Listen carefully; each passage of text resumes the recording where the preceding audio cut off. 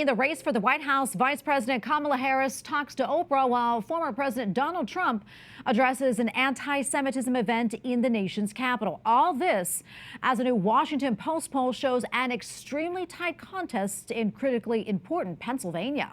White House correspondent Owen Jensen reports. Owen.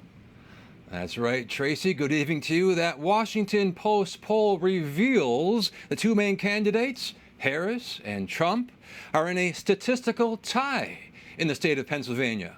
Now, a recent EWTN News poll shows the economy is the key issue this November among Catholics. And today, President Joe Biden talking money. President Joe Biden speaking at the Economic Club of Washington, D.C. So let's be clear. The Fed lowering interest rates isn't a declaration of victory. It's a declaration of progress.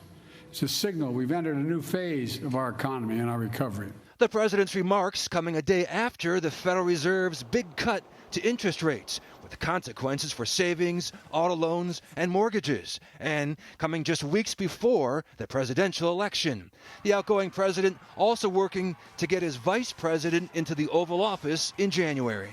4 years ago, we've gone from a historic crisis to greater progress than any of us thought possible. We did it with a new playbook. Later in the White House press briefing room, the chair of the Council of Economic Advisors tells reporters, disinflation amidst strong growth, lower inflation, lower interest rates, wages and incomes growing. This is a solid economy. Meanwhile, former President Donald Trump is coming off a rally in New York where he praised God for saving him from 2 assassination attempts. And God has now spared my life. It must have been God. Thank you.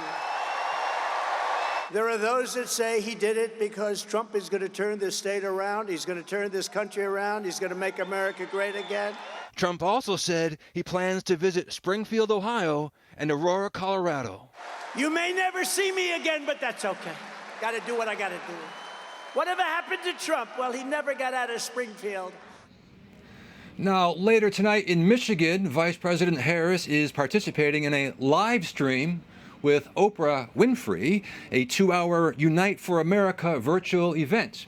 And Donald Trump will also speak before the Israeli American Council, holding its national convention in the weeks before the first anniversary of Hamas's October 7th brutal attacks on Israel. At the White House, Owen Jensen, EWTN News Nightly.